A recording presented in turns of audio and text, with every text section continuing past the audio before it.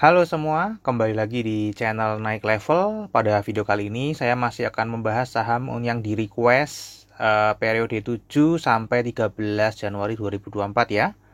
Buat teman-teman yang mau request, silakan isi di kolom komentar ya yang sudah dipin, itu ada formnya untuk request saham. Saya akan bahas sahamnya setiap minggu. Ya, kemarin saya sudah bahas BNGA dan hari ini saya mau bahas Cevin karena ini yang request paling banyak ya, meskipun hanya 2 orang. Ya, oke, kita akan langsung mulai aja. Covin ya, untuk PT Klipan Finance Indonesia, saya sudah bahas saham ini tanggal 25 Juli 2023 ya. Dan hari ini tanggal 16 Januari 2024, harganya di 505. Seperti biasa nanti kita akan bahas secara lengkap ya dari kinerja harga sahamnya sejak IPO, kemudian 10 tahun terakhir dari fundamentalnya kita cek profil company-nya apakah ada perubahan bisnis unit atau tidak, kinerja perusahaan, valuasi, dividen, dan kesehatan finansialnya. Kemudian dari seasonality kita cek ya 10 tahun terakhir biasanya saham ini naik di bulan apa saja. Kemudian dari bandarmologi kita akan cek struktur kepemilikan sahamnya, peran investor asing di saham ini, kemudian kepemilikan retailnya seperti apa, perpindahan struktur sahamnya setahun terakhir, dan pola sahamnya month to date atau 1 sampai 18 Januari. Kemudian 16 Januari ya. Kemudian secara teknikal nanti kita akan review pola teknikal yang sebelumnya yang saya sudah bahas di video bulan Juli dan kira-kira kedepannya akan seperti apa. Oke, ini saham Cevin ini listing di bursa tahun 90 sudah lama dengan EPO price-nya 8850, stock split 2 kali. Ya, sehingga setelah stock split itu harga IPO-nya menjadi 2212 dan harga saat ini itu masih negatif ya, artinya value-nya di bawah 100%, tinggal 22,8%. Dan untuk kinerja harga sahamnya 10 tahun terakhir ini kebanyakan jangka panjang sudah mulai floating profit ya. Kalau 6 bulan ke belakang ini masih ada yang floating profit, ada yang floating minus ya. Namun kalau sudah jangka panjang 1 sampai 10 tahun ini sudah floating profit semua. Dan di tahun ini 2024 sendiri sudah naik 3,06%. Harga tertingginya setahun terakhir pernah di 750 dan terendahnya pernah di 294. Nah, ini adalah Klipan Finance ya. Ini bidang usahanya pembiayaan, jasa pembiayaan atau pembiayaan konsumen ya. Ini adalah struktur grup perusahaan. Ini pemiliknya atau pengendalinya adalah PT Bank Pan Indonesia. Ya, kemudian Bank Pan ini memiliki beberapa anak usaha ya. Salah satunya adalah Klipan Finance yang sektornya adalah pembiayaan ya atau financing. Ini adalah produk perseroan masih sama, belum berubah karena memang masih dalam tahun yang sama, mestinya bisnisnya belum berubah ya. Pembiayaannya mobil bekas, mobil baru, multiguna, kemudian ada pembiayaan juga untuk alat berat. Ya, ini adalah pendapatannya di laporan keuangan kuartal 3 2023 ya, paling banyak memang pembiayaan konsumen ya, paling banyak. Dan di tahun 2023 ini memang ada pendapatan lainnya yang cukup besar ya, nanti kita akan bahas ya, ini yang menyebabkan profitnya anomali di tahun 2023 ini. Nah, untuk kinerja jangka panjangnya ini masih belum berubah ya, karena masih baru bulan Juli saya bahas, ini masih jangka panjangnya naik, laba usahanya juga naik, dia drop di COVID aja. Ya, 2022 sudah mulai kelihatan pemulihannya dan kalau kita lihat dari pendapatannya tahun 2023 ini udah pasti pulih ya, sudah kembali pulih dari COVID ya. Dan tadi kita sudah lihat ada kinerja yang pendapatan lainnya yang cukup signifikan. Nah, untuk struktur pendapatannya ini juga membaik ya. Sebelum COVID pun sebenarnya ini sudah mulai menurun ya dari struktur pendapatannya ya. Menurun terus ya, kemudian COVID tambah dalam, kemudian 2021 belum pulih dan ini 2022 sudah mulai naik ya, kembali normal dan 2023 ini kembali ke sebelum 2015 ya, di angka 50%-an untuk laba usahanya dan laba bersihnya di kisaran 38-39%, jadi sudah kembali normal. Nah, ini secara detailnya ya, untuk pendapatannya naik 66,2%. Ya, laba usahanya juga naiknya cukup signifikan. Ya, 832,8% dan laba bersihnya pun naik 845,5%. Ini saya juga sudah sebutkan di video saya yang sebelumnya ya. bahwa ada pendapatan lainnya, di mana ini adalah piutang penerimaan kembali piutang yang sudah dihapus buku. Jadi ada piutang itu sudah dihapus buku, kemudian ternyata diterima kembali, mungkin dibayar kembali oleh peminjamnya ya. Ini cukup besar, jumlahnya 597 miliar. Ya, jadi kalau tadi pendapatannya ini dikurangi dengan tadi ya 597 miliar, 717 dikurangi 597 miliar, sebenarnya 120 ya masih naik teman-teman ya. Tanpa itu pun sebenarnya masih naik kinerjanya ya di tahun 2023. Oke, kemudian kita akan masuk ke valuasinya. Rata-rata ini di perdagangan 10 tahun terakhir di PBV 0,31 dan saat ini ada di 0,37. Jadi masih belum jauh-jauh banget ya dari rata-rata PBV-nya. Namun ini sudah cukup tinggi dibandingkan tahun 2015 ke belakang ya. Jadi ini 2013 dan 2014 ini cukup tinggi ya, di atas 0,5. Kemudian 2015 dia mulai turun nih ya, di bawah rata-rata ya, di bawah 0,31, dan ini tahun 2023 sudah mulai naik di atas rata-rata ya. Jadi ini sudah mulai ada pergerakan ya. Namun untuk pernya masih paling bawah karena tadi ada peningkatan pendapatan ya, yang sifatnya mungkin nggak bisa berulang ya, hanya satu kali saja. Nah, untuk running yield-nya otomatis akan menjadi sangat murah karena tadi ada pendapatan lain-lain ya. Di tahun ini mestinya satu tahun ini nanti sampai tutup tahun pastinya juga akan tetap murah ya, karena tadi ada pendapatan yang mestinya hanya satu kali ya. Tahun depan mestinya akan berubah secara drastis untuk valuasinya. Namun untuk saat ini memang sangat murah sekali ya, dengan earning yield 47,6%, artinya butuh hanya 2 tahun lah ya, 2 tahun. Tadi pernya coba kita lihat ya. Nah, PR-nya juga cuma 2,1 ya, 2,1 tahun. Ya, butuh 2 tahun untuk balik modal. Tapi kan kita tahu itu tidak akan bisa berulang ya. Oke, ini untuk earning yield-nya, harga wajarnya berdasarkan data saat ini ya, mau nggak mau dia karena sangat murah, harga wajarnya jadi 1.600 sampai 2.400. Harga saat ini 505, itu diskon 68 sampai 79% dari harga wajarnya. Jadi ini masih diskon besar karena tadi ada peningkatan earning-nya. Nah, untuk dividen ini tidak rutin bagi dividen ya. Dari sejak ini 2009-2013 tuh dia berhenti nggak bagi dividen lagi. Tiba-tiba di 2023 dia membagikan jumbo ya 16,39%, dan estimasi 2024 nanti saya juga nggak ngerti ya, karena ini tidak rutin ya, dan seringnya akhir-akhir ini belum menunjukkan rutinitas. Jadi saya prediksinya dia tidak membagikan dividen di tahun 2023 ya. Saya juga lihat kasnya juga tidak terlalu tebal. Kemudian dari sini juga kelihatan ya, quarterly ini debt to equity ratio-nya naik lagi ya. Jadi utangnya meningkat, mestinya nggak mungkin membagikan dividen lagi ya. Kalau kita lihat debt to equity-nya memang membaik ya di 2021 dan 2022, namun ini sudah mulai naik lagi beranjak ya, tiap kuartalnya naik ya.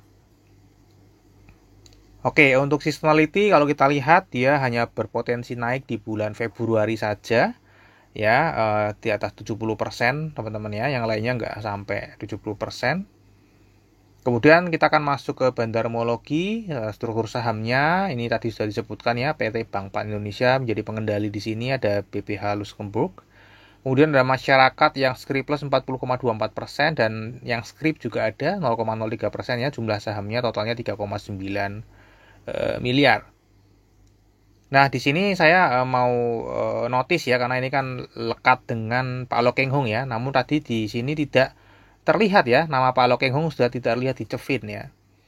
Kalau dilihat per 31 Desember ini Pak Lo Keng Hong masih menjadi pemegang terbesar ketiga di saham Cefin. Ya, diikuti yang keempat adalah Pak Hayanto, ini juga cukup terkenal ya di kalangan value investor ya, Pak Hayanto. Dia juga pegang MDLN, dan satu lagi apa saya lupa ya. Ya, jadi Pak Lo Keng Hong masih di sini, yang sebelumnya di atas 5%, kemudian beliau jual kalau nggak salah per Juni 2023 itu dia jual sampai di bawah 5%, jadi tidak kelihatan lagi teman-teman ya. Dan kalau kita lihat di sini banyak sekali individu lokal yang memiliki saham cukup besar ya. Ya, di sini ada Ridwan Majuki, ada Muhammad Hendry, ada Kenneth Rutikemen, Indra Nowo ya. Ini cukup besar-besar teman-teman ya. Makanya tadi nggak heran nanti kepemilikan lokal ID-nya cukup besar. Ya. Dan ini peran investor asing di saham ini tidak terlalu tinggi ya, ada sampai 30%. Kemudian kalau kita lihat sejak Agustus investor asing membeli terus ya. Namun korelasinya di Januari ini tidak terlalu tinggi ya, hanya 2,18, artinya asing masuk atau keluar itu tidak berpengaruh ke harga sahamnya. Ya. Jadi sahamnya tetap aja itu ya, asing naik sahamnya tidak bergerak, asing turun juga sahamnya nggak bergerak, itu angka 2. Ya, untuk kepemilikan retailnya kita lihat ya secara holdernya setahun terakhir nambahnya cukup banyak 6.941 dan yang dari 6.941 ini terbanyak teman-teman ya. Itu dari November ke Desember ya, hampir separuhnya itu penambahannya dari November ke Desember. Dan kalau kita lihat teman-teman ya, jumlah lembar sahamnya ini bertambah, namun average-nya turun. Ya, jadi ini memang benar-benar yang masuk adalah investor retail yang kecil-kecil. Ya, kalau kita lihat setahun terakhir dari 6.941 investor itu yang masuk rata-ratanya per investor 10 jutaan. Padahal value per holdernya sebelumnya 77 juta per orang. Ya, karena yang masuk kecil-kecil di bawah rata-rata, makanya rata-ratanya jadi turun. Demikian pula dari November ke Desember ya. Ini lebih kecil lagi teman-teman ya. Dari 2.966 itu per investornya rata-rata masuk 664.000. Jadi semakin kecil nilai investor yang masuk di sini ya. Sehingga rata-ratanya semakin turun. Ya, ini semakin banyak investor retail yang mengikuti mungkin jejak Pak Loh Keng Hoong ya. Kecil-kecil ya, masih baru belajar. Kemudian perpindahan sahamnya tahun terakhir kalau kita lihat di sini ini dimiliki oleh investor lokal, ini paling besar ya, 51% ini kan Bank Pan tadi ya, Bank Panin. Kemudian terbesar kedua adalah investor retail lokal. Tadi kita juga sudah lihat ya terbesarnya. Nah, coba kita take out pengendalinya teman-teman ya. Pengendalinya kan Bank Pan. Kita take out ya, sehingga kita lihat ya saham di luar pengendali itu dikuasai oleh yang paling tinggi adalah investor retail lokal teman-teman ya. 57,59% dan ini jumlahnya bertambah dari sebelumnya 50,37%. Tadi kita lihat ya investor retail lokal yang punya besar-besar di 20 pemegang saham terbesar, kemudian ditambah penambahan investor retail yang kecil-kecil ya setahun terakhir cukup masif sehingga pertambahannya cukup tinggi ya. Dan dari mana investor retail lokal ini mendapatkan stok atau mendapatkan barang? Ya, ini yang paling besar buangnya adalah dari perusahaan asing ya. Dari dia kepemilikannya 6,73%, tinggal 1,98%. Jadi ini dibuang yang menampung investor retail lokal. Ya, kemudian yang terbesar kedua ini adalah foreign others juga, investor asing juga. Ya, ini investor asing yang paling banyak buang ya, plus reksadana lokal juga ada yang buang barang nih 1,71%. Ya, untungnya yang nampung ada yang membantu juga yaitu dana pensiun asing ini mulai masuk ya dari 0,05 menjadi 1,41. Kemudian reksadana asing ini juga masuk ya dari 17,45% menjadi 18,89%. Dan ada foundation juga ya teman-teman ya di sini. Dari 0,23% ke 0,77%. Ya, namun ini sedang kelihatan kalau sedang ada distribusi ya ke investor retail. Karena ini penguasa di luar pengendali investor retail lokal, jadi sahamnya mungkin ya gerakan naiknya cukup sulit ya, kecuali ya ini dibantu ada uang besar yang ikut membantu sehingga harganya bisa naik. Nah, untuk bulan Januari ini dari tanggal 1 sampai 16 kita lihat juga turun ya garis bandarnya. Jadi sedang ada distribusi juga ya, masih melanjutkan distribusinya. Namun harganya nggak ikut turun ya. Jadi dia di sini aja harganya, namun dia buang barang. Di bandar detektor juga ini big distribution semua. Ya, average. Kemudian dari kita lebih detail di broker summary juga kelihatan ada broker DH yang masif sekali melakukan distribusi ya, merata ya teman-teman ya. Dan ini hanya satu yang sangat masif, broker DH. Oke, secara teknikal ini adalah review tanggal 25 Juli 2023 di mana waktu itu harganya 685, saya prediksi bisa naik ke 830 ya. Dan waktu itu memang saya memprediksi ini karena memang kenaikan ini disertai volume yang sangat tinggi ya. Jadi memang berpotensi untuk uptrend ya ke 800 mungkin ya. Ini kelihatan ya volumenya di sini waktu itu naik dan ada pembagian dividen jumbo. Ya. Nah, kenyataannya seperti apa? Nah, kenyataannya ternyata setelah saya review ya sempat naik ya, hampir menyentuh 780, namun kita lihat ya, setelah itu justru volumenya malah menurun teman-teman ya. Volumenya malah menurun dan ini nggak kuat nanjak ya. Kemudian dia malah turun dan diiringi juga volume yang menurun lagi. Ya, sampai hari ini ya saya sideways aja dan kita lihat volumenya turunnya cukup lumayan ya dari yang sebelumnya. Volumenya 50 miliar per hari, sekarang tinggal 2,9 miliar per hari aja di sini ya. Jadi uang besarnya sudah stop ini di sini ya. Dia ini kembali lagi ke distribusi tadi ya, retail mungkin yang masih rajin membeli tadi kita lihat ya.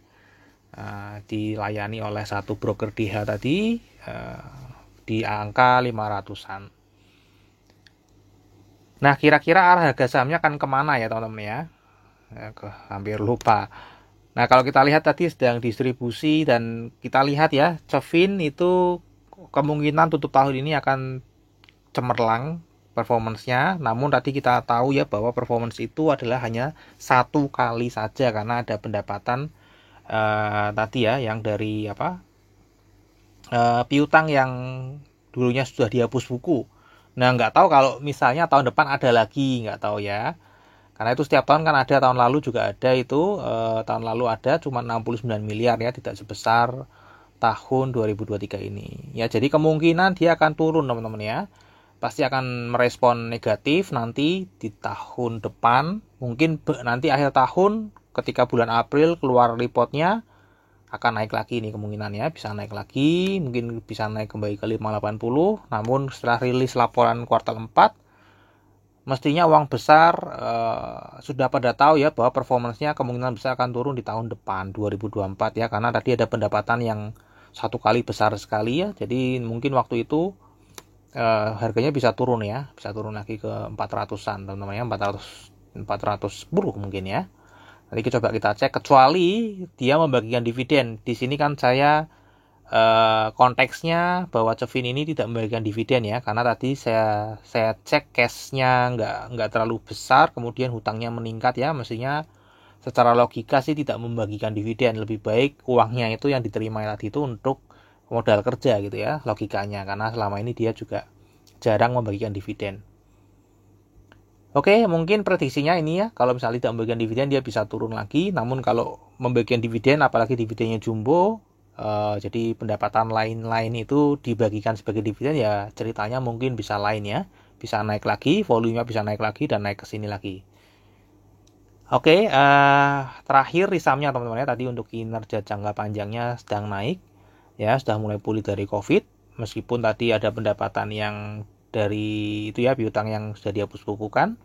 Kemudian kinerja jangka pendeknya juga naik, valuasinya masih murah sekali, tidak rutin bagi dividen, forecast-nya 2024 tidak membagikan dividen ya. Kemudian berpotensi naik 60% tadi di bulan Februari ya, ini salah ya, ini di bulan Februari. Kemudian untuk bandarmologinya Desember ke Desember sedang distribusi, 1 sampai 16 Januari juga sedang terlihat distribusi cukup besar. Dan teknikalnya ini sedang ranging aja di 464 sampai 580 ya.